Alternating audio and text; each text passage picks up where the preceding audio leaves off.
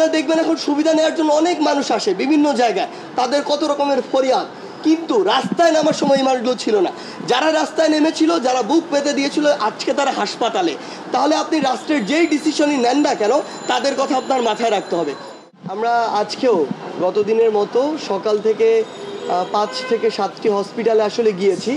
আমরা আমাদের যারা ভাই বোনেরা আসলে আহত অবস্থায় রয়েছেন তাদের খোঁজ খবর নেওয়ার চেষ্টা করেছি, এবং আজকে আমরা প্রায় 2 ঘন্টা ধরে এখানে প্রায় 50 জন রোগীর সাথে দেখেছি, কথা বলেছি।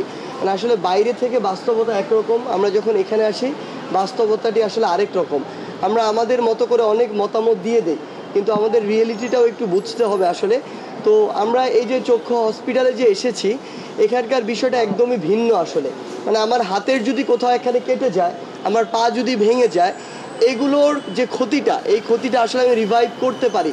কিন্তু এখানে এমন অসংখ্য ভাই রয়েছে যাদের চোখে যে ছোট যে বুলেটগুলো, অর্থাৎ পিলেট যেগুলোকে আমরা বলি, 5টি 7টি 10টি পর্যন্ত রয়েছে।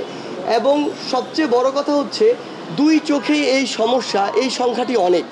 এবং এখানে সবচেয়ে বড় যে সমস্যাটি, যে ওই ভাইরা আমার, তাদের সামনে কিন্তু আমরা এটি বলতে পারছি না, তাদের ফ্যামিলি রয়েছে, তারা কিন্তু আর জীবনে দেখতে পাবে না।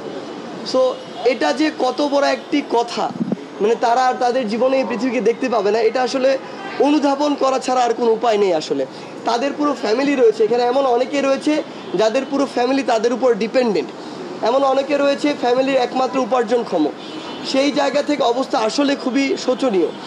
আমরা আমাদের জায়গা থেকে একটা জিনিস আপনাদেরকে স্পষ্ট বলি, আমরা রিসেন্টলি যেটি দেখছি আসলে, যে সব পক্ষ থেকে যেটি হচ্ছে, যে ডক্টর থেকে শুরু করে হসপিটালের যারা বিভিন্ন স্টাফ রয়েছে, এটা সত্য যে বাংলাদেশের অনেক হসপিটালে বিগত দিনগুলোতে আমরা যেটি দেখেছিলাম যে আসলে তাদের অনেক গাফিলতি ছিল।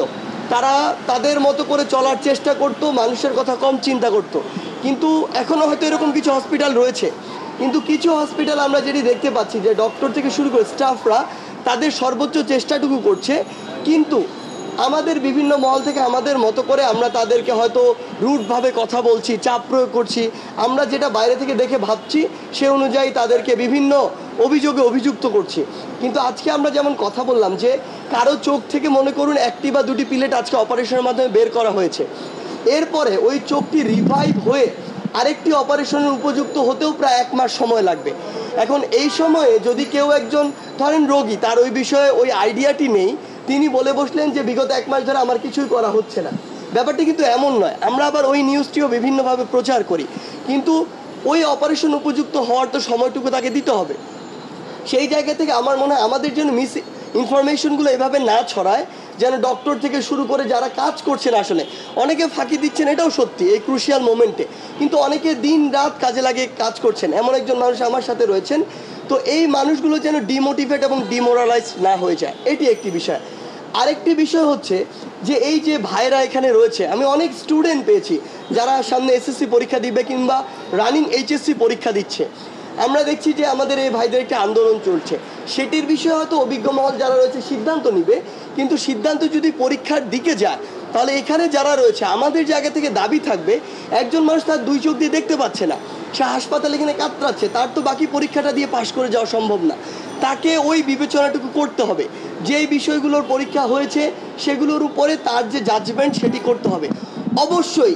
কারণ 1971 পরে দেশের এই ক্রুশিয়াল মোমেন্টে ফ্যাসিস্ট রেজিমের পতনের জন্য যারা সামনে থেকে লড়াই করেছে, আপনারা দেখবেন এখন সুবিধা নেওয়ার জন্য অনেক মানুষ আসে বিভিন্ন জায়গায়, তাদের কত রকমের ফরিয়াদ, কিন্তু রাস্তায় নামার সময় এই মানুষগুলো ছিল না।